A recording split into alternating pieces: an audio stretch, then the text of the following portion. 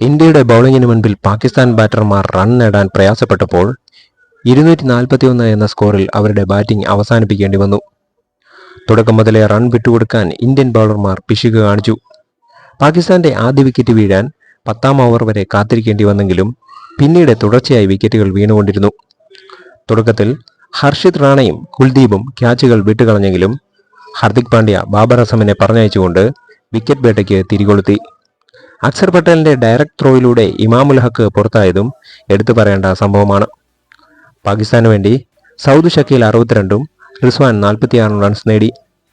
3 പാകിസ്ഥാൻ വിക്കറ്റുകൾ വീഴ്ത്തി കുൽദീപ് കരുത്ത് കാട്ടിയപ്പോൾ ഹാർദിക് പാണ്ഡ്യ 2 വിക്കറ്റുകൾ നേടി. കഴിഞ്ഞ മത്സരത്തിലെ ഹീറോ ഷമിക്ക് ഇന്ന് വിക്കറ്റൊന്നും ലഭിച്ചില്ല. ഷമി എറിഞ്ഞ 49ാം ഓവറിൽ 2 സിക്സുകൾ വഴങ്ങിയതും മറ്റൊരു സംഭവമാണ്. ഇന്നത്തെ മത്സരത്തിൽ വിരാട് കോഹ്ലി ഫീൽഡിംഗിൽ ഒരു റെക്കോർഡ് സ്വന്തമാക്കിയിരിക്കുകയാണ്.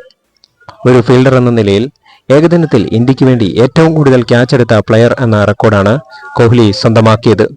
157 ക്യാച്ചുകൾ എടുത്ത കോഹ്ലി 156 ക്യാച്ചുകൾ എടുത്തിട്ടുള്ള അസറുദ്ദീന്റെ റെക്കോർഡാണ് മറികടന്നത്. ഇനി കോഹ്ലിയുടെ മുന്നിലുള്ളത് ജയവർദ്ധനയും റിക്കി പോണ്ടിങ്ങും മാത്രമാണ്. 242 റൺസ് വിജയലക്ഷ്യമായി ബാറ്റിംഗ് ആരംഭിച്ച ഇന്ത്യക്ക് വേണ്ടി രോഹിത് മികച്ച തുടക്കമാണ് സമ്മാനിച്ചത്. 2ാം ഓവറിൽ നസീം ഷായെ ഡീപ് ബാക്ക്വേർഡ് സ്ക്വയർ ലെഗിന് മുകളിലൂടെ 6 പായിച്ച് രോഹിത് വെടിക്കെട്ട് തുടങ്ങിയെങ്കിലും 5ാം ഓവറിൽ 20 റൺസ് എടുത്ത് നിൽക്കെ അഫ്രീദിയുടെ ബോളിൽ ബൗൾഡായി രോഹിത് മടങ്ങി. പിന്നീട് ഗില്ല് സ്കോറിംഗ് വേഗം കൂട്ടി 10 ഓവറിൽ 64 റൺസ് നേടി നിൽക്കുമ്പോഴാണ് ഈ വോയിസ് ചെയ്യുന്നത്.